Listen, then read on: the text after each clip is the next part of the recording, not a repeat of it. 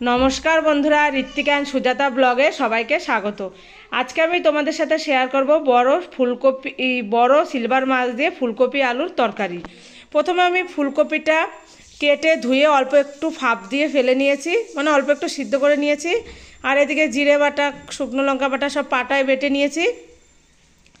আর মাছগুলোকে আমি ভেজে নিচ্ছি নুন হলুদ মেখে ধুয়ে।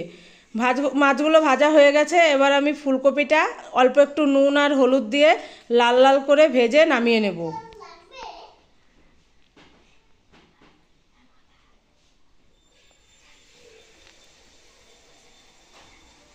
ফুলকপিটা আমি অল্প একটু সিদ্ধ করে নিয়েছিলাম, তারপর ভেজে নিয়েছি। দেখো, তাও একটা ফুলকপিও ভাঙেনি। ফুলকপি ভাজা হয়ে গেছে, এবার আমি নামিয়ে নেব।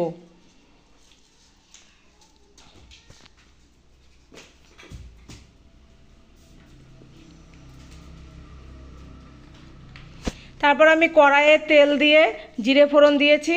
এবার আমি জিরে বাটা, তারপর শুকনো লঙ্কা বাটা আর নুন হলুদ দিয়ে আর অল্প একটু জল দিয়ে মশলাটা আমি ভালো করে কষিয়ে নেব।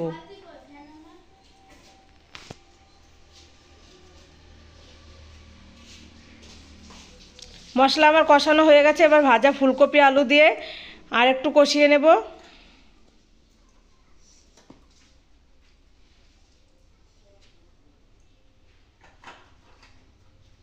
এই যে কষানো হয়ে গেছে, এবার আমি জল দিয়ে দেবো। তারপর ঝোলটা ফুটে আসলে পরে ভাজা মাছগুলো দিয়ে দেবো। ভাজা মাছগুলো দিয়ে ঝোলটা ফুটতে ফুটতে এদিকে আমি গরম মশলা বেটে নেব।